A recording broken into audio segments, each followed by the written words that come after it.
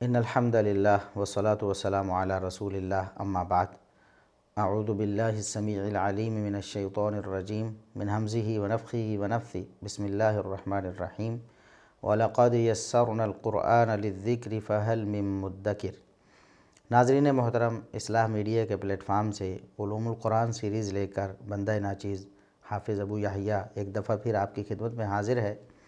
اس سے پہلے ہم نے ایک تعارفی ویڈیو بنائی تھی جس میں ہم نے اپنی اس سیریز کے بارے میں بتایا تھا کہ اس کی نمایاں خصوصیات اور خوبیاں کیا ہیں اور اس کے اہداف و مقاصد کیا ہیں۔ آج ہم تفسیر قرآن شروع کرنے سے پہلے ایسی بنیادی باتیں جانیں گے جن کا جاننا قرآن کریم کی تفسیر سمجھنے کے لیے از حد ضروری ہے۔ سب سے پہلی بات اس میں قرآن کریم کی تعریف کیا ہے، قرآن کسے کہتے ہیں۔ جب تک ہمیں یہ معلوم نہیں ہوگا کہ قرآن کیا ہے تب تک ہم اس کی تفسیر کو اس دلچسپی سے نہیں پڑھ پائیں گے اور نہیں سن پائیں گے اور نہیں سمجھ پائیں گے۔ قرآن کریم کی تعریف جو علماء نے کی ہے مختصر الفاظ کے ساتھ آپ کی خدمت میں رکھوں گا کہ کلام اللہ المنزل علی محمد صلی اللہ علیہ وسلم، یہ اللہ رب العزت کا وہ کلام ہے جو محمد الرسول اللہ صلی اللہ علیہ وسلم پر نازل شدہ ہے، جس کا آغاز سورۃ الفاتحہ سے ہوتا ہے اور جس کا اختتام سورۃ الناس پہ ہوتا ہے۔ تو اللہ کا کلام یہ کلام حقیقی ہے، لفظاً و معناً قرآن کریم اللہ کا کلام ہے۔ بعض اہل کلام متکلمین کا کہنا ہے کہ قرآن کریم اللہ کا کلام ہے لیکن کلام حقیقی نہیں بلکہ کلام نفسی ہے۔ گویا ان کے کہنے کا مطلب اور مقصد یہ ہے کہ اللہ رب العزت نے اس کا تکلم نہیں فرمایا، نطق نہیں فرمایا، حروف اور اصوات جو ہیں وہ اللہ رب العزت کی طرف سے نہیں ہیں۔ یہ عقیدہ باطل ہے، کتاب و سنت کے بھی خلاف ہے، صحابہ کرام، تابعین، تبع تابعین اور ائمہ دین کے اہل سنہ والجماعہ کے اتفاقی اور اجماعی موقف کے خلاف ہے۔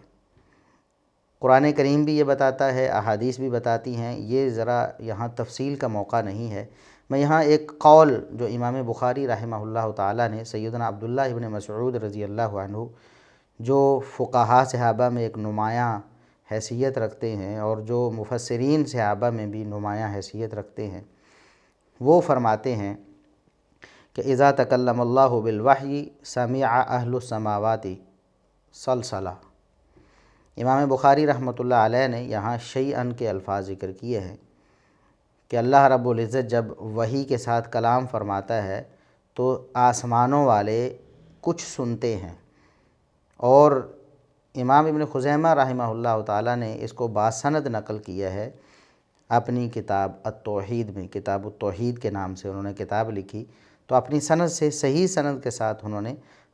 عبداللہ ابن مسعود رضی اللہ عنہ سے یہ قول نقل کیا کہ اذا تکلم اللہ بالوحی سمع اہل السماء سلسلۃ،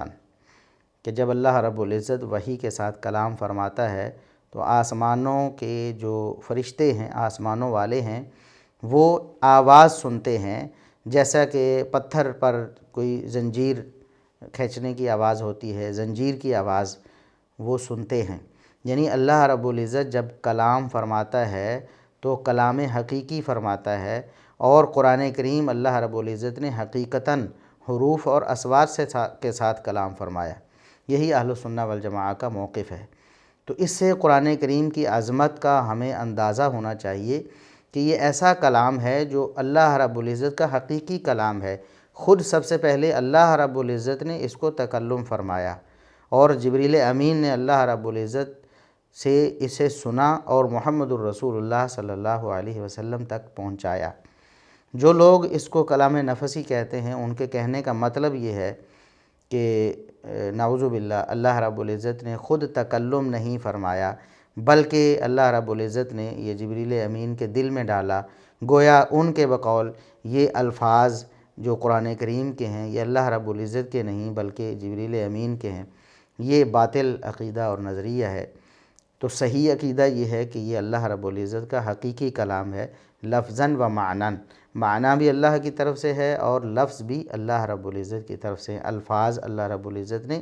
ادا کیے ہیں کما یلیق بشأنہ، جیسے اس کے شایان شان ہے۔ اللہ رب العزت کی جتنی بھی صفات ہیں، اللہ رب العزت کے جتنے بھی افعال ہیں جو کتاب و سنت سے ثابت ہیں، وہ کما یلیق بشأنہ ہی ہیں، یعنی جیسے اس کی شان کو لائق ہیں۔ اللہ رب العزت کے مثل کوئی چیز نہیں، لیس کمثلہ شیء، اللہ رب العزت کے مثل کوئی چیز نہیں۔ اللہ رب العزت کے افعال کو، اس کی صفات کو کسی مخلوق سے تشبیہ نہیں دی جا سکتی۔ تو بہرحال یہ قرآن کریم کی تعریف کے حوالے سے بات تھی کہ اللہ کا کلام ہے، لفظاً و معناً حقیقی کلام ہے، اور یہ ایسا کلام ہے جو محمد الرسول اللہ صلی اللہ علیہ وسلم کے قلب اطہر پر نازل ہوا۔ اس سے اللہ رب العزت کے دیگر جو کلام ہیں وہ اس سے خارج ہو جاتے ہیں، جیسے کہ وَكَلَّمَ اللَّهُ مُوسَىٰ تَكْلِيمًا، قرآن کریم میں اللہ نے بتایا کہ موسیٰ علیہ السلام سے بھی اللہ نے کلام فرمایا۔ تو یہ کلام جو موسیٰ علیہ السلام سے فرمایا وہ خارج ہے۔ قرآن کریم وہ کلام ہے جو اللہ رب العزت نے محمد الرسول اللہ صلی اللہ علیہ وسلم پر نازل فرمایا۔ بہرحال اس میں اور بھی کچھ تفصیلات ہیں، یہاں وہ تفصیلات ہمارا موضوع نہیں ہے، اس لیے ہم تھوڑا آگے چلتے ہیں کہ قرآن کریم اللہ رب العزت کا کلام ہے اور اللہ رب العزت کی حفاظت سے محفوظ ہے۔ یہ سینوں میں اللہ رب العزت نے محفوظ فرمایا، محمد الرسول اللہ صلی اللہ علیہ وسلم کے سینے میں، پھر صحابہ کرام کے سینوں میں، پھر تابعین، تبع تابعین اور ائمہ دین، اور تواتر کے ساتھ مسلمانوں کے سینوں میں محفوظ ہوتا چلا آیا ہے۔ اسی طرح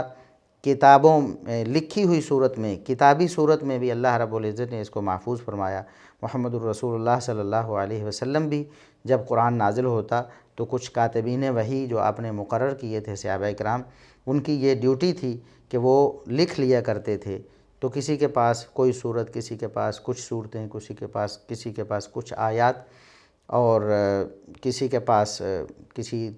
درخت کی چھال پہ، کسی کے پاس کسی جانور کی کھال پہ، تو مختلف انداز سے لکھی ہوئی موجود تھیں، جو کہ صحابہ کرام کے دور میں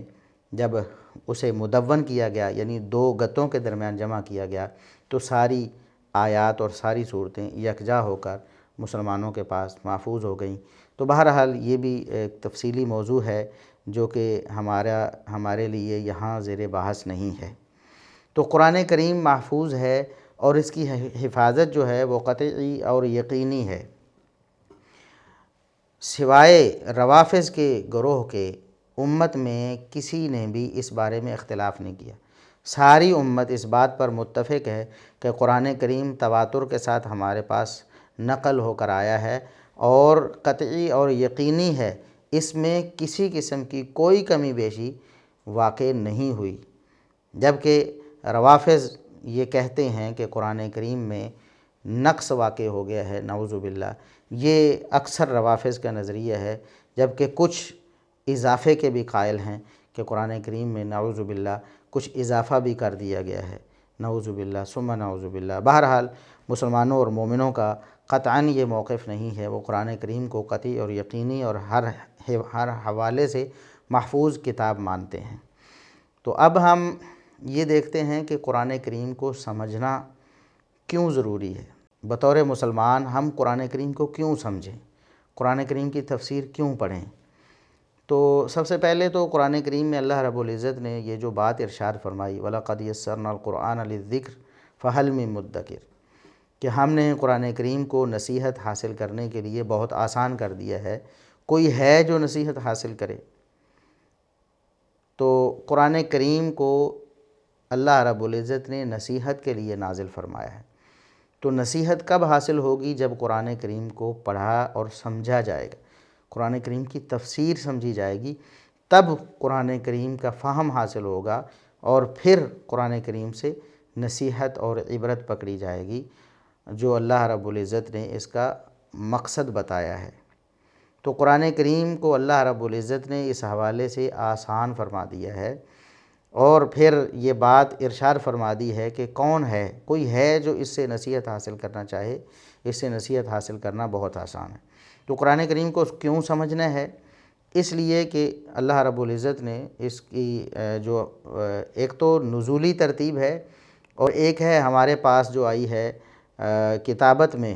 جو ترتیب ہے، اس میں دوسری صورت ہے سورہ بقرہ۔ اس کے آغاز میں اللہ رب العزت نے فرمایا ذَلِكَ الْكِتَابُ لَا رَيْبَ فِيهِ ھدی للمتقین۔ یہ ایسی کتاب ہے جس میں کوئی شبہ نہیں ہے، کسی قسم کا کوئی شبہ نہیں ہے، یعنی یہ لا ریب کتاب دنیا میں قرآن کریم ہے جو لا ریب ہے، جس میں کوئی شبہ نہیں ہے، کوئی شک نہیں ہے۔ تو لا ریب کتاب ہے، اور لا ریب جو چیز ہوتی ہے یعنی جس میں کوئی شک و شبہ نہیں ہوتا، وہ یقینی چیز ہوتی ہے، اور یقین پر ہمارے دین اور شریعت کی بنیاد ہوتی ہے۔ تو ہم جتنی بھی چیزیں دنیا میں دیکھتے ہیں، جتنی بھی ہمارے پاس تھیوریز ہیں، یا جتنے بھی ہمارے ایکسپیریمنٹس ہیں، تجربات ہیں، مشاہدات ہیں، ہر چیز میں کمی کوتاہی کی گنجائش موجود ہوتی ہے، غلطی کا امکان موجود ہوتا ہے، لیکن یہ جو کتاب ہے اس میں غلطی کا کوئی امکان نہیں ہے۔ تو کیوں نہ ہم ایسی چیزیں جن میں خطا کا امکان ہوتا ہے انہیں چھوڑ کر ایسی چیز کی طرف چلے جائیں، ایسے علم کی طرف چلے جائیں جس میں کوئی شبہ نہیں ہے۔ تو یہ انسان کو یہ بات آمادہ کرتی ہے کہ وہ قرآن کریم کی طرف لوٹ کے آئے۔ اس میں جتنی بھی خبریں ہیں، اس میں جتنی بھی باتیں ہیں، اس میں جتنے بھی احکامات ہیں، اس میں جتنی بھی وعیدیں ہیں، کسی میں کسی قسم کا کوئی شبہ نہیں ہے۔ آخرت کے حالات ہوں، قبر کے حالات ہوں، حشر کے حالات ہوں، جنت کے حالات ہوں، جہنم کے حالات ہوں، جو کچھ بھی قرآن کریم میں بیان کیا گیا ہے وہ سب یقینی اور قطعی ہے۔ پہلی قوموں کے حالات ہیں، ان کے عروج و زوال کی داستانیں ہیں، کسی قسم میں کا کوئی شبہ ان میں نہیں ہے۔ تو انسان نے اگر عبرت حاصل کرنی ہے، تاریخ کا مطالعہ کرنا ہے، تب بھی اس کتاب کو پڑھے، اس کتاب کو سمجھے، اس کتاب کی تفسیر سمجھے، تاکہ اسے پتہ چلے کہ قومیں کیسے عروج پاتی ہیں اور قومیں کیسے زوال کا شکار ہوتی ہیں۔ تو ذالک الکتاب لا ریب فیہ۔ تو آگے اللہ رب العزت نے فرمایا ھدی للمتقین، یہ متقین کے لیے ہدایت ہے، جو بھی اللہ سے ڈرنے والے ہیں یہ کتاب ان کو راستہ دکھاتی ہے، سیدھا راستہ دکھاتی ہے۔ ھدی ہدایت ہے، یعنی ان کے لیے پیغام ہدایت ہے، ان کے لیے دستور زندگی ہے، ان کے لیے منشور ہے کہ اس کے مطابق چل کر وہ کامیابی کو پا سکتے ہیں۔ تو اللہ رب العزت نے اس کتاب کو کامیابی کا ایک منبع بنایا ہے، سرچشمہ بنایا ہے۔ اسی طرح قرآن کریم میں ہی اللہ رب العزت نے فرمایا سورۃ الاسراء آیت نمبر 9 میں کہ ان ھذا القرآن یہدی للتی ہی اقوم۔ یہ قرآن ایسی کتاب ہے جو ایسے راستے کی طرف آپ کی رہنمائی کرتی ہے جو بالکل سیدھا ہے، جس میں کسی قسم کی کوئی کجی نہیں ہے، جس میں کسی قسم کا کوئی شک و شبہ نہیں ہے، جس میں کسی قسم کا کوئی نقصان نہیں ہے، جس میں خیر ہی خیر ہے، سیدھا راستہ ہے، سیدھا جنت کا راستہ، سیدھا کامیابی کا راستہ، سیدھا کامرانی کا راستہ۔ یہ یہدی للتی ہی اقوم، یہ بہت ہی عظیم الشان آیت ہے کہ قرآن کریم ایسے راستے کی طرف آپ کی رہنمائی کرتا ہے جو راستہ بالکل سیدھا ہے، ہر قسم کی خرابی سے پاک ہے۔ تو اللہ رب العزت نے یہ کتاب ہمیں عنایت فرمائی ہے، ایسی عظیم الشان کتاب، تو ضرور ہمیں اس کتاب کو سمجھنا چاہیے اور سمجھ کر اس پر عمل کرنا چاہیے تاکہ ہم بھی کامیاب ہو سکیں۔ تو دوسری بات یہ ہے کہ اللہ رب العزت نے بار بار اس کتاب میں ہمیں اس کتاب کو سمجھنے کی طرف ترغیب دی ہے کہ اس کتاب کے نزول کے جو مقاصد ہیں ان میں ایک اہم مقصد اللہ رب العزت نے یہ بیان فرمایا، جس طرح سورہ صاد کی آیت نمبر 29 میں ہے کہ کتاب انزلناہ الیک مبارک لیدبروا آیاتہ ولیتذکر اولو الالباب، کہ یہ ایک ایسی مبارک کتاب ہے، یہ مبارک بابرکت کتاب ہے، یعنی اگر کسی نے برکت حاصل کرنی ہے تو اس کتاب کی طرف رجوع کرے، ہر قسم کی برکت اس کتاب میں موجود ہے۔ یہ بابرکت کتاب ہے، کیوں ہم نے نازل کی ہے؟ لیدبروا آیاتہ، تاکہ لوگ اللہ رب العزت کی آیات میں غور و فکر کر سکیں۔ آیات دو طرح کی ہیں، آیات کونیہ اور آیات شرعیہ۔ دنیا میں انسان کو جو کچھ بھی نظر آتا ہے، یہ زمین آسمان، یہ حجر شجر، یہ درخت، یہ پہاڑ، یہ سمندر، یہ خشکی، ہر چیز اللہ رب العزت کی آیت ہے، اسے آیت کونیہ کہتے ہیں۔ تو آیات کونیہ ہمارے ارد گرد جتنی بھی چیزیں ہیں جو ہمارے مشاہدے میں آتی ہیں، اللہ رب العزت کی قدرت پر دلالت کرتی ہیں، تمام کی تمام ان آیات پر بھی انسان غور کر سکتا ہے قرآن کریم کو پڑھ کر۔ قرآن کریم میں بڑے اچھوتے اور بڑے اچھے انداز میں ان چیزوں کو ذکر کر کے انسان کو عبرت اور انسان کو نصیحت کی گئی ہے۔ تو وَلْيَتَذَكَّرَ أُولُو الْأَلْبَابِ، اور جو عقل والے ہیں وہ نصیحت حاصل کر سکیں اس کتاب کے ذریعے۔ تو یہ مبارک کتاب ہے تاکہ ہم اس پر غور و فکر کریں۔ اسی طرح اللہ رب العزت نے سورۃ النساء آیت نمبر 82 میں ارشاد فرمایا افلا یتدبرون القرآن، کیا یہ قرآن کریم پر غور و فکر نہیں کرتے؟ کیوں نہیں کرتے؟ ام علی قلوب اقفالها، دوسری آیت میں فرمایا کہ یہ قرآن کریم پر غور نہیں کرتے، کیا ان کے دلوں پر تالے پڑے ہوئے ہیں؟ مطلب یہ ہے کہ جو قرآن کریم کو سمجھ کے نہیں پڑھتا، قرآن کریم کی تفسیر نہیں سمجھتا، اس کے دل پہ گویا تالے پڑے ہوئے ہیں، جہالت کے تالے پڑے ہوئے ہیں، گمراہی کے تالے پڑے ہوئے ہیں۔ جیسے جیسے وہ قرآن کریم کو سمجھے گا وہ تالے ٹوٹیں گے اور اس کو شعور اور آگاہی حاصل ہوگی۔ تو اللہ رب العزت نے یہ ہمیں لمحہ فکریہ ہمارے لیے چھوڑا ہے کہ افلا یتدبرون القرآن، کیا یہ لوگ قرآن کریم پر غور و فکر نہیں کرتے؟ تو قرآن کریم کو سمجھنا یہ انتہائی ضروری ہے ایک مسلمان کے لیے، کیونکہ یہ پیغام ہدایت ہے۔ تو ہماری ہدایت ہے ہی قرآن کریم میں، تو اگر ہم قرآن کریم کو نہیں سمجھیں گے، اس کو پڑھ کر اس پر عمل کرنے کے لیے ہم اس پر غور و فکر نہیں کریں گے، تو گویا قرآن کریم کے نزول کا جو مقصد ہے ہم نے وہ فوت کر دیا ہے، ہم سے وہ مقصد رہ گیا ہے، اور ہم کامیابی و کامرانی کی بجائے ہم ناکامی کی طرف اپنے قدم بڑھا رہے ہیں۔ اسی طرح نبی کریم صلی اللہ علیہ وسلم نے بہت سے مقامات پر، بہت سے اپنے فرامین میں قرآن کریم کو سمجھنے اور اس پر غور کرنے کی ہمیں ترغیب دلائی ہے۔ حتیٰ کہ نبی کریم صلی اللہ علیہ وسلم دنیا سے جاتے ہوئے ہمیں وصیت کر کے گئے، کس چیز کی؟ قرآن کریم کی وصیت کر کے گئے۔ چنانچہ صحیح بخاری میں 5022 نمبر حدیث ہے، سیدنا عبداللہ بن ابی اوفا رضی اللہ عنہ بیان کرتے ہیں کہ نبی کریم صلی اللہ علیہ وسلم نے اوصی بکتاب اللہ، پوچھا گیا کہ آپ صلی اللہ علیہ وسلم امت کو کیا وصیت کر کے گئے؟ تو انہوں نے فرمایا نبی کریم صلی اللہ علیہ وسلم امت کو کتاب اللہ کی یعنی قرآن کریم کی وصیت کر کے گئے۔ تو یہ نبی کریم صلی اللہ علیہ وسلم کی وصیت بھی ہے اپنی امت کو کہ وہ اس قرآن کریم کو سمجھیں اور اس پر عمل کریں۔ اسی طرح صحیح بخاری کی بھی وہ مشہور و معروف حدیث ہے جو سیدنا عثمان رضی اللہ عنہ نے بیان کی ہے کہ خیرکم من تعلم القرآن وعلمہ، کہ نبی کریم صلی اللہ علیہ وسلم نے فرمایا تم میں سے بہتر وہ ہے جو قرآن کریم سیکھتا اور سکھاتا ہے۔ قرآن کریم سیکھنے اور سکھانے والا سب سے بہترین، یعنی اللہ رب العزت جس کو بہتری دینا چاہتا ہے اس کی رہنمائی کرتا ہے قرآن کریم سیکھنے اور سکھانے کی طرف۔ تو قرآن کریم سیکھنا اور سکھانا یہ بہترین افعال میں سے ہے، یہ بہترین پیشوں میں سے ہے، بہترین کاموں میں سے ہے۔ کوئی شخص دنیا کا کوئی کام، کوئی ڈاکٹر بن رہا ہے، کوئی انجینئر بن رہا ہے، کوئی بھی ڈگری حاصل کر رہا ہے یا کوئی عہدہ حاصل کر رہا ہے، نبی کریم صلی اللہ علیہ وسلم کا فیصلہ یہ ہے کہ سب سے بہتر وہ اللہ کی نظر میں اور مومنوں کی نظر میں اور رسول اللہ صلی اللہ علیہ وسلم کی نظر میں وہ ہے جو قرآن کریم سیکھتا اور سکھاتا ہے۔ چنانچہ یہ جو تفسیر ہے قرآن کریم کی، اس لیے ہمیں سمجھنی چاہیے کہ یہ بہترین کام ہے، اس سے بہتر کوئی کام نہیں ہے۔ اور پھر قوموں کے عروج و زوال بھی اسی کتاب کے ساتھ منسلک ہیں۔ چنانچہ صحیح مسلم کی حدیث ہے، سیدنا عمر بن خطاب رضی اللہ عنہ فرماتے ہیں اما ان نبیکم صلی اللہ علیہ وسلم قد قال ان اللہ یرفع بہذا الکتاب اقواما ویضع بہ آخرین،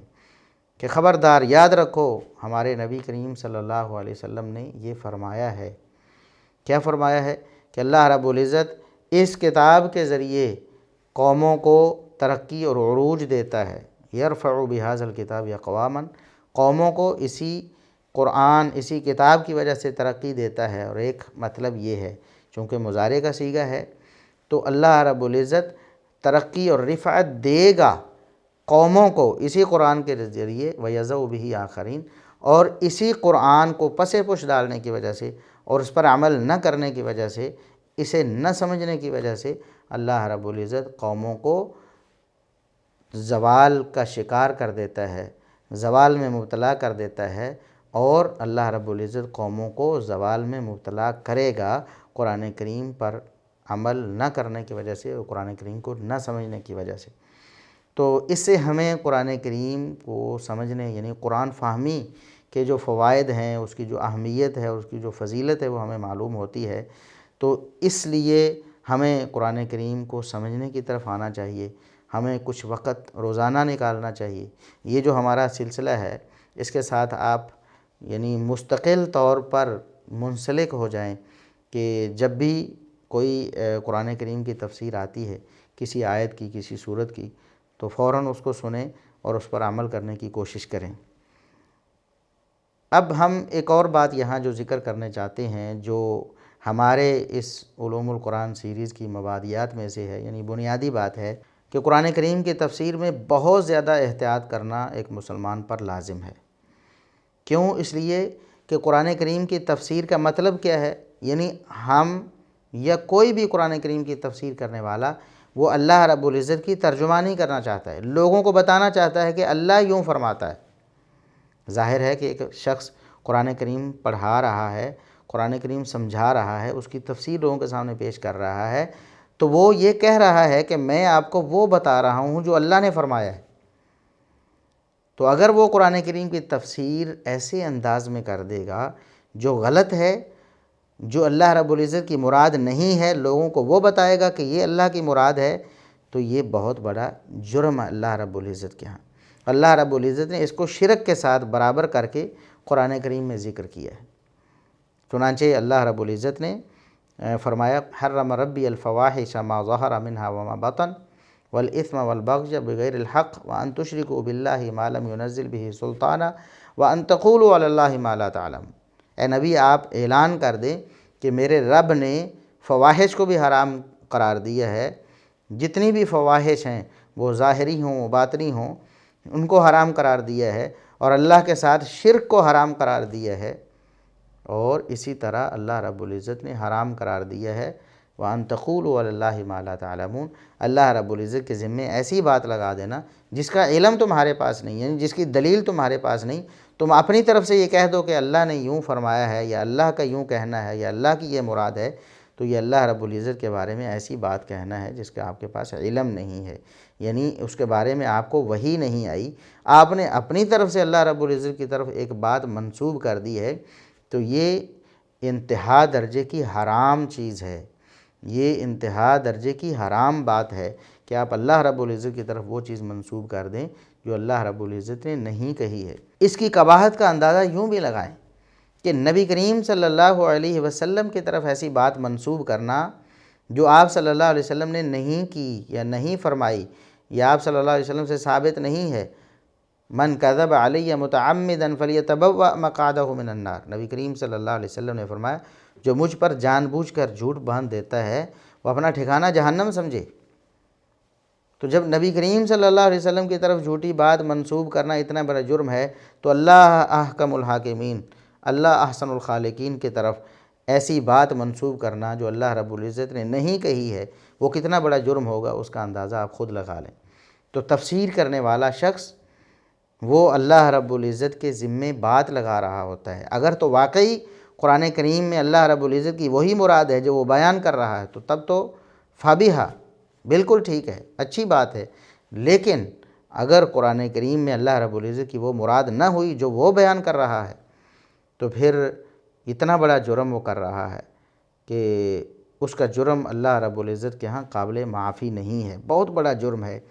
اسی طرح قرآن کریم میں اللہ رب العزت نے نبی کریم صلی اللہ علیہ وسلم کے بارے میں یہ بات ارشاد فرمائی، حالانکہ نبی کریم صلی اللہ علیہ وسلم نے اللہ کے ذمے کبھی بھی ایسی بات نہیں لگانی تھی۔ اللہ رب العزت چونکہ علام الغیوب ہے، اللہ کو پہلے سے پتہ تھا، لیکن ایک قاعدہ بیان کرنے کے لیے اور اس چیز کی قباحت اور شناعت بیان کرنے کے لیے کہ اللہ کے ذمے کوئی جھوٹی بات نہیں لگانی، اللہ رب العزت نے فرمایا وَلَوْ تَقَوَّلَ عَلَيْنَا بَعْضُ الْأَقَاوِيلِ لَأَخَذْنَا مِنْهُ بِالْيَمِينِ ثُمَّ لَقَطَعْنَا مِنْهُ الْوَتِينَ فَمَا مِنْكُمْ مِنْ أَحَدٍ عَنْهُ حَاجِزِينَ، کہ اگر یہ نبی بھی ہمارے اوپر کوئی ایسی بات منسوب کر دے، یعنی غلط بات منسوب کر دے ہماری طرف جو ہم نے نہیں کہی، یعنی اللہ رب العزت کی طرف کوئی آیت غلط منسوب کر دے جو اللہ نے نازل نہیں فرمائی، تو ہم اس کے داہنے ہاتھ کو پکڑیں گے، پھر ہم اس کی شاہراہ کاٹ دیں گے اور تم میں سے کوئی بھی اسے بچانے والا نہیں ہوگا۔ یہ ہمارے لیے ہے امت کے لیے ہے، محمد الرسول اللہ صلی اللہ علیہ وسلم نے ایسا قطعاً نہیں کرنا تھا، اللہ رب العزت کو معلوم تھا۔ یہ ایک قاعدہ ہے، یاد رکھیں کہ اللہ رب العزت کی طرف ایسی بات منسوب کرنا جو اللہ نے نہیں کہی بہت بڑا جرم ہے اور ناقابل معافی جرم ہے۔ لیکن آج ہمارے ہاں کیا ہوتا ہے؟ آج ہمارے ہاں خصوصاً بر صغیر میں یہ ایک رواج اور فیشن بن گیا ہے، ایک طریقہ رواج پا گیا ہے کہ جو بھی شخص اپنا ایک خاص مائنڈ سیٹ بنا لیتا ہے، کوئی خاص نظریہ اور فلسفہ اپنے ذہن میں قائم کر لیتا ہے اور لوگوں میں اس کی تبلیغ کرنا چاہتا ہے، تو وہ قرآن کریم کی تفسیر کا سہارا لیتا ہے۔ وہ قرآن کریم کی تفسیر کے خوشنما جو ہے وہ نعرے کے اندر اس چیز کو لپیٹ کر لوگوں کو دیتا ہے۔ چنانچہ آپ دیکھ لیں، اب سوشل میڈیا پہ آپ دیکھتے رہتے ہیں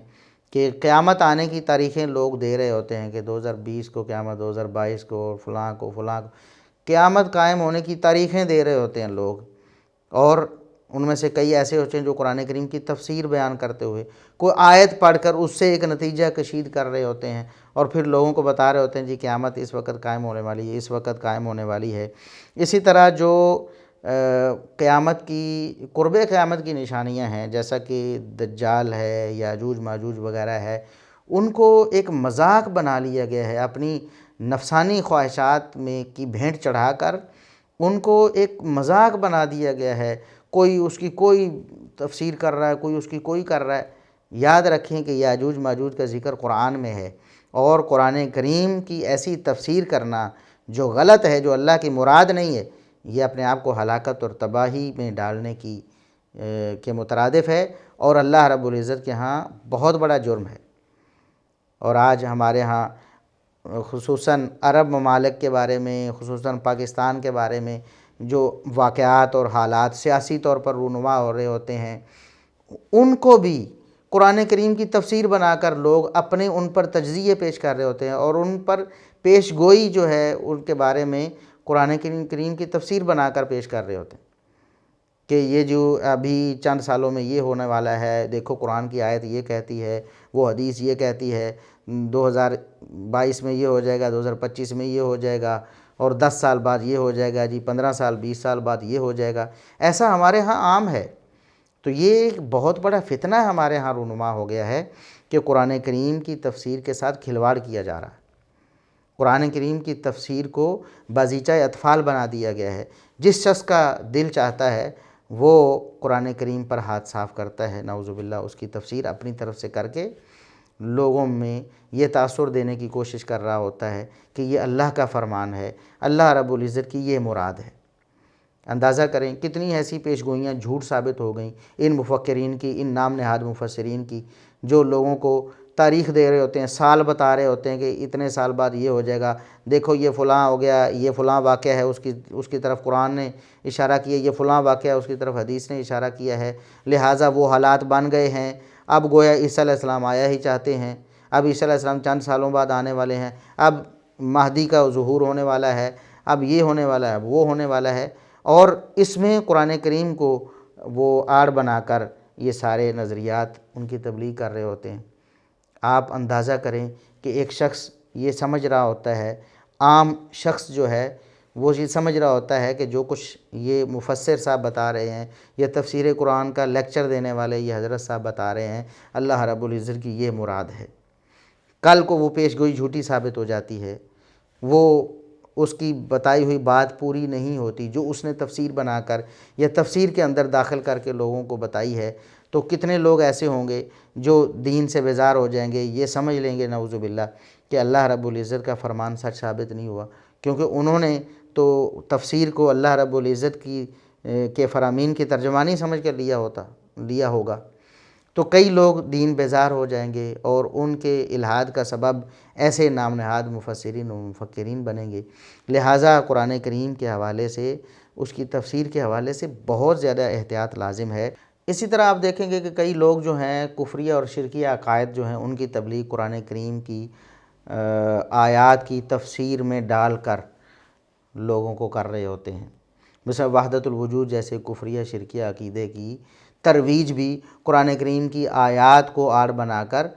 ان کی تفسیر میں ڈال کر لوگوں کو وہ سنا رہے ہوتے ہیں، نعوذ باللہ۔ بلکہ کئی تو ایسے ہیں، وہ کہتے ہیں قرآن کریم کی آیت سے یہ ثابت ہوتا ہے، نعوذ باللہ، عقیدہ وحدت الوجود اور اس طرح کی چیزیں جو ہیں، وہ قرآن کریم کی تفسیر میں آپ سنیں گے کہ تفسیر کا لیکچر ہو رہا ہے اور اس میں عقیدہ وحدت الوجود یا نظریہ فلسفہ وحدت الوجود کی تبلیغ کی جا رہی ہوتی ہے اور اس کو جسٹیفائی کیا جا رہا ہوتا ہے۔ اور اس طرح بعض لوگ ایسے ہیں جو قرآن کریم کی تفسیر کرتے ہوئے نعوذ باللہ ثم نعوذ باللہ ایسی بدعات اور خرافات ان کا اثبات کر رہے ہوتے ہیں، جیسے جشن عید میلاد النبی، اس کا اثبات بھی بعض لوگ قرآن کریم کی آیتوں کی تفسیر کے اندر کر رہے ہوتے ہیں، نعوذ باللہ۔ فَبِذَالِكَ فَلْيَفْرَحُوا هُوَ خَيْرٌ مِّمَّا يَجْمَعُونَ، نعوذ باللہ۔ ان کے بقول قرآن یہ کہتا ہے کہ نبی کریم صلی اللہ علیہ وسلم کی پیدائش کے دن جشن مناؤ۔ اس لیے قرآن کریم کی تفسیر کے حوالے سے بہت احتیاط لازم ہے۔ ایسے لوگ اللہ رب العزت کو کیا جواب دیں گے، اور قیامت کے دن محمد الرسول اللہ صلی اللہ علیہ وسلم کو کیا منہ دکھائیں گے؟ کیا نبی کریم صلی اللہ علیہ وسلم کی سفارش کے مستحق ہو پائیں گے کہ جنہوں نے اللہ رب العزت کے کلام کو، قرآن کریم کو، نبی کریم صلی اللہ علیہ وسلم کی جو وصیت ہے اپنی امت کو، اس کو مذاق بنا دیا اور اس کی غلط تفسیر کر کے اللہ رب العزت کے ذمے غلط باتیں لگاتے رہے، وہ کل قیامت کے دن کیا منہ دکھائیں گے؟ لہٰذا ضروری ہے کہ ایسی تمام خرافات سے بچنے کے لیے، تمام قسم کی گمراہیوں سے بچنے کے لیے قرآن کریم کی تفسیر کے حوالے سے جو لوگوں میں پائی جاتی ہیں، ایک سمت متعین کر لی جائے، ایک ہدف وہ طے کر لیا جائے کہ قرآن کریم کی تفسیر کیسے کرنی ہے، اور قرآن کریم کی تفسیر کرنے کا اہل کون ہو سکتا ہے، تفسیر کے مصادر کون سے ہیں، ہم نے قرآن کریم کی تفسیر کہاں سے لینی ہے۔ جہاں سے قرآن کریم کی تفسیر لیں تو ہمیں کسی قسم کی گمراہی کا کوئی شبہ نہ ہو اور کسی قسم کی غلطی کا کوئی شائبہ نہ ہو، تو اس کے حوالے سے میں چند باتیں عرض کرنا چاہتا ہوں، اور یہ اصول تفسیر ہیں بنیادی طور پر کہ قرآن کریم کی تفسیر میں کون سے اصول مد نظر رکھنا ہے۔ قرآن کریم کی تفسیر کے جو مصادر ہیں، سب سے پہلا مصدر قرآن کریم خود ہے۔ تفسیر القرآن بالقرآن اسے کہتے ہیں کہ قرآن کریم کی تفسیر قرآنی آیات کے ذریعے ہی، ایک جگہ اللہ رب العزت نے ایک بات اجمالاً بیان کی ہے تو اسی جگہ ہی اگلی آیات میں یا پھر کسی دوسری جگہ اس کی تفصیل اللہ رب العزت نے بیان فرما دی ہے، تو وہ بہترین تفسیر ہے۔ اس کو اسی طرح یعنی قرآن کریم سے ہی سمجھا جائے، جیسا کہ ہدی للمتقین ہے کہ قرآن کریم جو ہے وہ متقین کے لیے ہدایت ہے۔ اب متقین کون لوگ ہیں، اس کو جاننے کے لیے ہمیں ادھر ادھر بھاگنے کی ضرورت نہیں ہے، خود قرآن کریم نے ہی اگلی آیات میں متقین کے بارے میں بیان فرما دیا ہے۔ الذین یؤمنون بالغیب ویقیمون الصلاۃ ومما رزقناہم ینفقون، ٹھیک ہے، اور اسی طرح اگلی آیات میں بھی اللہ رب العزت نے متقین کی نشانیاں بیان فرمائی ہیں، تو قرآن کریم خود اپنی تفسیر کرتا ہے۔ اسی طرح دوسری ایک اور آیت بطور مثال میں بیان کرتا ہوں کہ والارض بعد ذلک دحاہا، اللہ رب العزت نے فرمایا کہ اس کے بعد زمین کو اللہ رب العزت نے بچھایا۔ اب زمین کو بچھانے سے کیا مراد ہے؟ اب بچھانے کی تفسیر کیسے کی جائے گی؟ خود اللہ رب العزت نے اگلی آیات میں یہ بات بیان فرما دی کہ اس کے بچھانے سے کیا مراد ہے۔ والارض بعد ذلک دحاہا اخرج منہا ماءہا ومرعاہا والجبال ارساہا، کہ اللہ رب العزت نے زمین سے پانی نکالا اور چارہ نکالا، اور اللہ رب العزت نے پہاڑوں کو اس کے اوپر گاڑ دیا،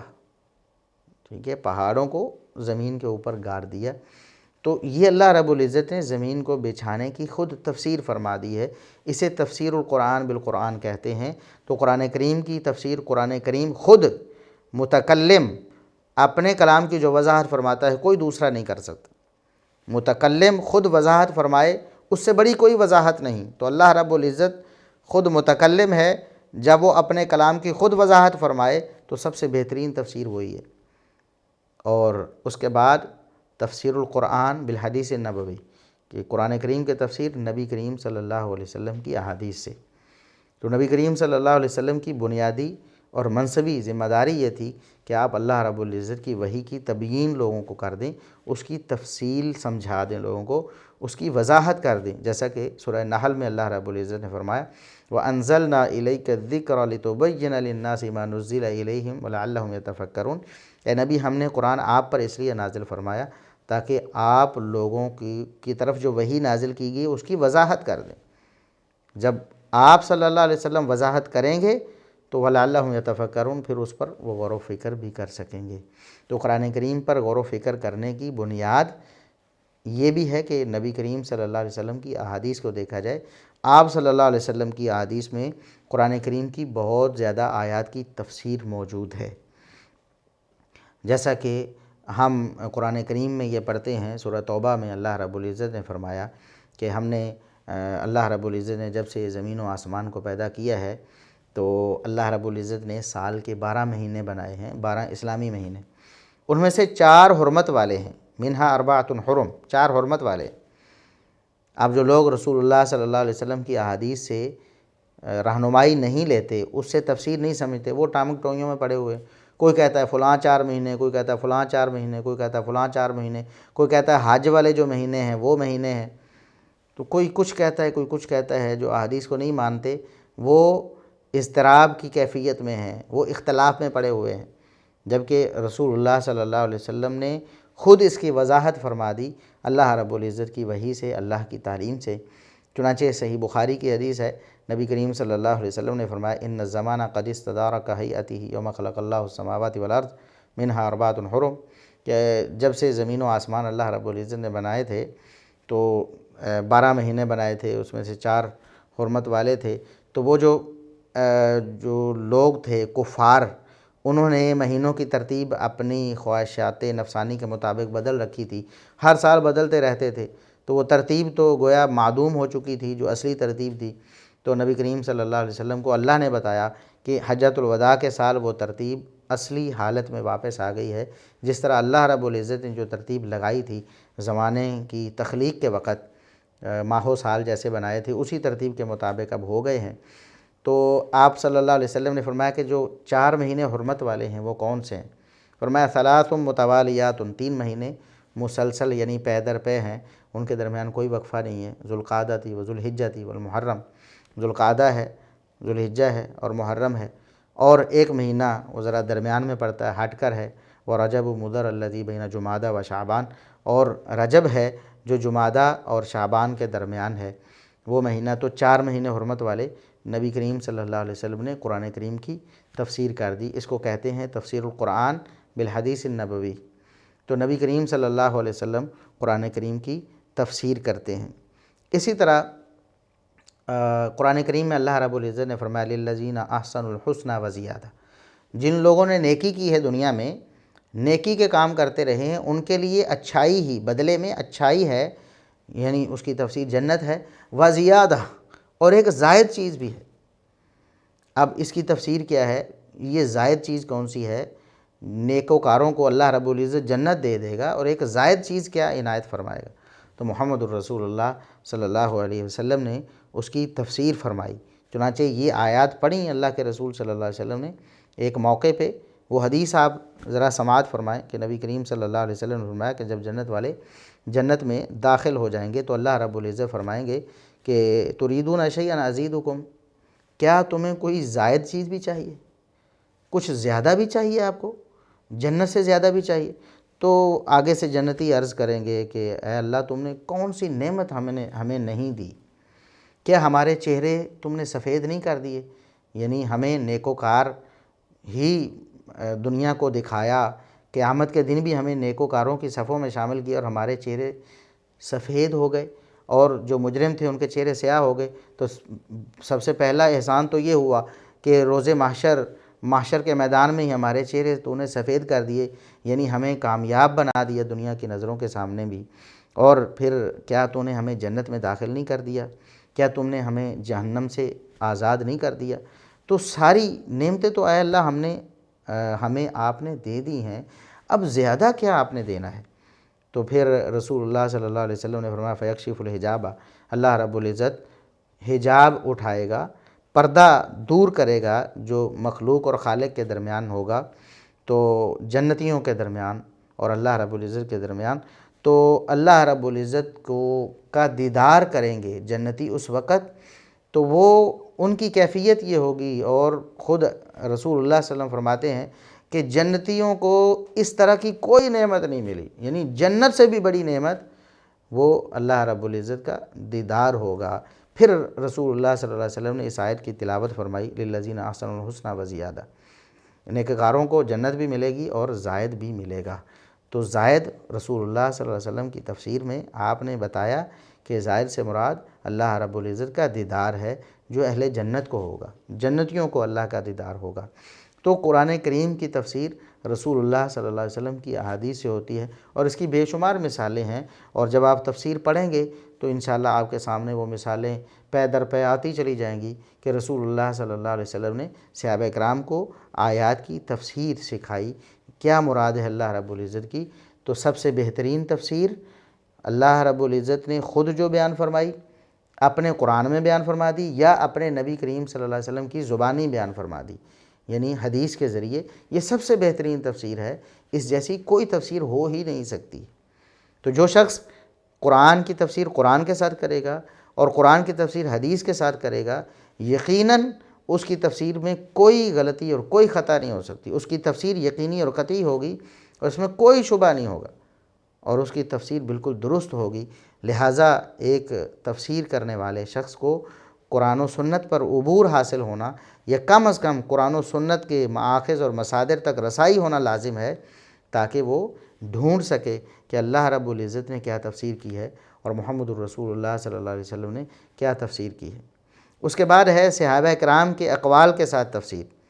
صحابہ کرام چونکہ قرآن کریم کے نزول کے عینی شاہد ہیں، ان کے زمانے میں اور ان کی زبان میں قرآن کریم نازل ہوا، اور نبی کریم صلی اللہ علیہ وسلم نے انہیں قرآن سکھایا بھی، انہوں نے خود نبی کریم صلی اللہ علیہ وسلم سے قرآن سیکھا بھی،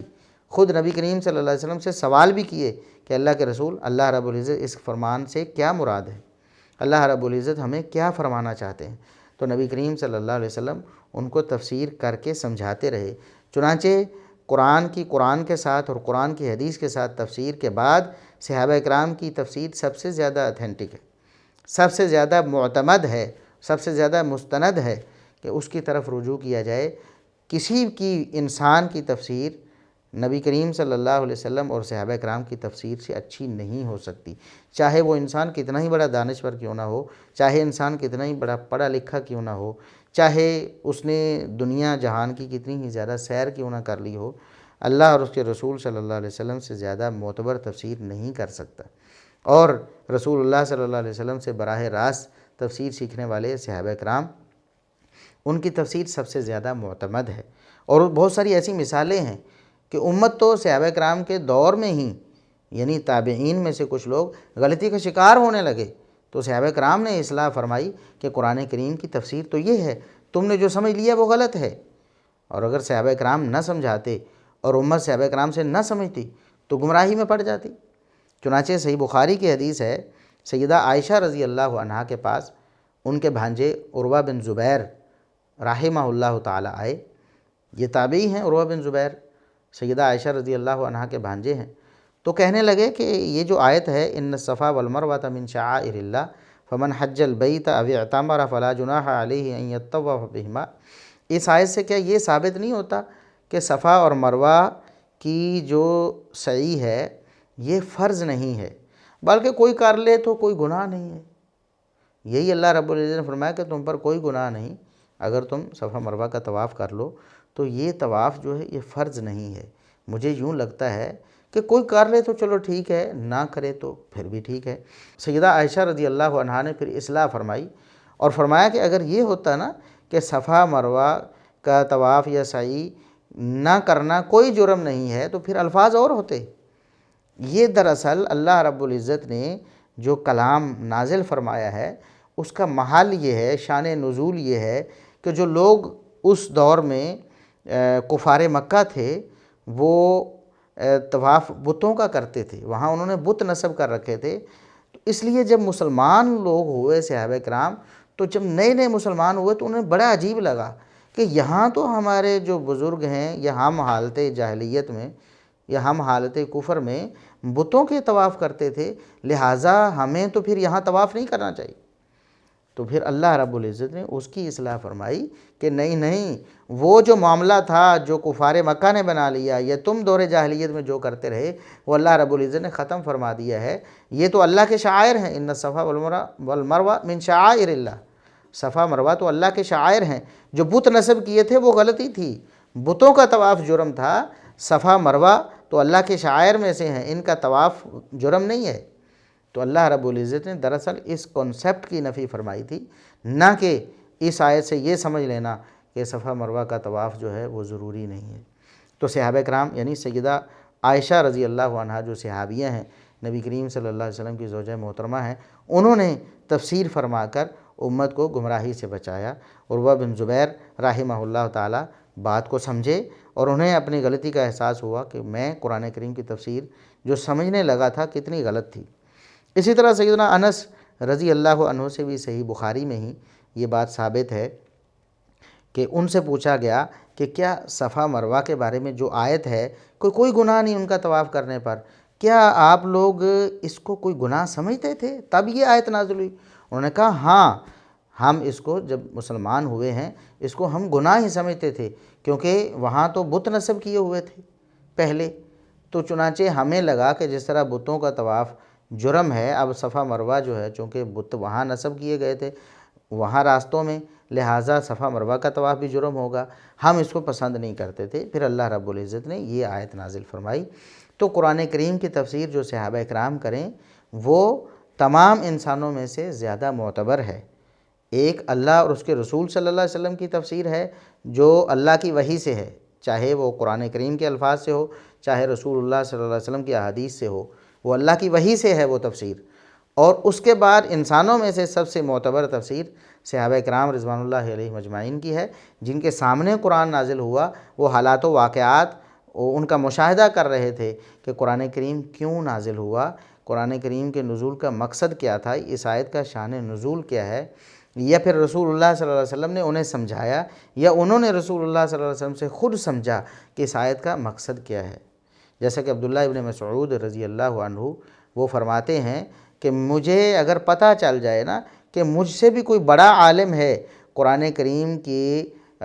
نزول کے حوالے سے، شان نزول کا، کہ یہ آیت و سورت کہاں نازل ہوئی ہے، اگر کسی کو مجھ سے زیادہ علم ہے اور مجھے معلوم ہو جائے تو میں چاہے کتنی سواریاں قربان کرنی پڑیں راستے میں، وہ فوت ہو جائیں میری، میں وہاں پہنچوں اور جا کر وہ علم حاصل کروں جو اس شخص کے پاس ہے۔ تو صحابہ کرام رضوان اللہ علیہ مجمعین وہ تفسیر کے حوالے سے سب سے زیادہ اتھینٹک ہیں تمام باقی لوگوں سے۔ اور اس کے بعد پھر تابعین ہیں، تابعین کرام جو صحابہ کرام کے براہ راست شاگرد ہیں۔ تو صحابہ کرام جو مفسرین جیسے عبداللہ ابن عباس رضی اللہ عنہما ہے، مفسر قرآن، ان کو ایک خطاب ہی امت کی طرف سے مل گیا کہ یہ مفسر قرآن ہے۔ نبی کریم صلی اللہ علیہ وسلم کی دعا بھی ہے اللہم علمہ الکتاب۔ تو عبداللہ ابن عباس رضی اللہ عنہما مفسر قرآن، ان سے تفسیر جو سیکھنے والے نمایاں نام ہیں، مجاہد بن جبر تابعی ہیں، یہ عبداللہ ابن عباس رضی اللہ عنہما کے مشہور شاگردوں میں سے ہیں۔ اسی طرح عطا بن ابی رباح رحمہ اللہ تعالی ہیں، اسی طرح اکرمہ ہیں۔ تو یہ وہ نمایاں لوگ ہیں تابعین میں سے جو سیدنا عبداللہ ابن عباس رضی اللہ عنہما سے تفسیر سیکھتے رہے۔ اسی طرح ابی رضی اللہ عنہ قرآن کریم کے بہت بڑے قاری بھی ہیں اور مفسر بھی ہیں، تفسیری اقوال بہت سے ان سے منقول ہیں، تو ان سے بھی نقل کرنے والے ان کے شاگرد ہیں۔ اسی طرح سیدنا عبداللہ ابن مسعود رضی اللہ عنہ ہیں، فقہاء میں اور مفسرین صحابہ میں ایک نمایاں مقام ہے ان کا، تو وہ بھی قرآن کریم کی تفسیر سکھاتے تھے۔ ان کے شاگردوں میں بھی جیسے علقمہ ہیں، مسروق ہیں وغیرہ، وہ ان سے تفسیر سیکھتے تھے۔ اسی طرح سیدنا علی رضی اللہ عنہ کے جو تفسیری اقوال ہیں ان کے جو شاگرد ہیں وہ نقل کرتے ہیں تابعین میں سے۔ اسی طرح دیگر جو صحابہ کرام ہیں مفسرین، ان کے جو شاگرد ہیں تابعین، وہ جو تفسیر کریں گے چونکہ انہوں نے صحابہ سے تفسیر سیکھی اور سمجھی ہے، وہ بعد والوں کی نسبت سب سے زیادہ اتھینٹک ہوگی۔ اور اس لیے بھی کہ نبی کریم صلی اللہ علیہ وسلم نے فرمایا خیرکم قرنی ثم الذین یلونہم ثم الذین یلونہم، سب سے بہترین زمانہ میرا یعنی صحابہ کا زمانہ ہے، پھر ان کا زمانہ جو صحابہ کے بعد یعنی ان سے ملنے والے، پھر ان سے ملنے والے۔ تو یہ بہترین جو ادوار ہیں ان کی تفسیر بعد والوں کی نسبت بہت زیادہ معتبر اور مستند ہے۔ اگر کوئی شخص کہتا ہے کہ میں قرآن کریم سے مستغنی ہو کر، رسول اللہ صلی اللہ علیہ وسلم کی احادیث سے مستغنی ہو کر، صحابہ کرام اور تابعین کی تفسیر سے مستغنی ہو کر اپنی کوئی تفسیر کروں اپنی عقل اور سمجھ سے کہ اللہ رب العزت کے اس فرمان کی کیا مراد ہے، یقیناً وہ خطا کار ہے، یقیناً ایسا شخص مجرم ہے اللہ رب العزت کے ہاں، اسے کوئی حق نہیں ہے کہ وہ ایسا کام کرے۔ افسوس تو اس بات پہ ہے کہ آج قرآن کریم کی تفسیر جو ہے وہ ایسا آسان ہدف بن گیا ہے، ہر شخص اٹھتا ہے جو شخص عربی زبان ہی نہیں جانتا سرے سے۔ اللہ رب العزت نے فرمایا کہ ہم نے اس قرآن کو عربی بنایا ہے، جعلناہ قرآنا عربیا لعلکم تعقلون، ہم نے اس کو عربی بنایا ہے، قرآن عربی میں نازل کیا تاکہ تم سمجھو۔ تو جو عربی سمجھتا ہی نہیں وہ قرآن کو کیسے سمجھے گا؟ وہ قرآن کی تفسیر قرآن کے ذریعے کیسے کرے گا؟ وہ احادیث کو کیسے سمجھے گا؟ وہ احادیث بھی عربی میں، آپ صلی اللہ علیہ وسلم کے فرامین، صحابہ تابعین کے اقوال بھی عربی میں، وہ عرب تھے صحابہ کرام بھی، تو وہ کیسے تفسیر کرے گا؟ تو بڑے دھڑلے سے لوگ اس بات کا اقرار کر رہے ہوتے ہیں کہ مجھے عربی نہیں آتی، میں عربی میں مہارت نہیں رکھتا اور عربی سمجھنے سیکھنے کی مجھے ضرورت بھی نہیں، لیکن وہ مفسر قرآن بنا بیٹھا ہوتا ہے۔ اور ایک شخص ببانگ دہل یہ اعلان کر رہا ہوتا ہے کہ مجھے علم حدیث کا کوئی پتہ نہیں، میں علم حدیث میں صفر ہوں، لیکن لوگ اس سے بھی تفسیر سیکھ رہے ہوتے ہیں۔ کتنے افسوس کی بات ہے، وہ کیسے تفسیر کرے گا رسول اللہ صلی اللہ علیہ وسلم کے فرامین سے مستغنی ہو کر؟ اسی طرح ایک شخص، اس کے بارے میں سب کو پتہ ہے کہ وہ قرآن کریم اوپر دیکھ کر بھی صحیح نہیں پڑھ پاتا، اوپر دیکھ کر بھی غلطیاں کرتا ہے قرآن کریم پڑھنے میں، تو ایسا شخص بھی قرآن کریم کی تفسیر پر لیکچر ریکارڈ کروا رہا ہوتا ہے۔ تو قرآن کریم کی تفسیر پر اتنا ظلم لوگ کر رہے ہیں کہ اللہ کی پناہ۔ تو یہ جو کچھ چیزیں مبادیات ہم نے ذکر کی ہیں تفسیر کے حوالے سے، یہ ایک مسلمان کے علم میں ہونی چاہیے، اور مسلمان بطور مسلمان تفسیر کے حوالے سے کتنی احتیاط چاہیے، اور تفسیر کرنے کے لیے کیا اہلیت چاہیے، تفسیر کون لوگ کر سکتے ہیں، تفسیر کے مصادر کیا ہیں، اور تفسیر کیوں ہونی ہے، کیوں آپ نے سیکھنی ہے، اور قرآن کریم کیا ہے، قرآن کریم کی تعریف کیا ہے، اللہ کا کلام کیا ہے، اس بارے میں ہم نے بنیادی باتیں آپ کے سامنے رکھ دی ہیں۔ انشاءاللہ نیکسٹ جو ہمارا لیکچر ہوگا اس میں ہم قرآن کریم کی تفسیر کا آغاز کریں گے۔ اب تک کے لیے یہی ہے، مجھے اجازت دیجیے، اللہ حافظ۔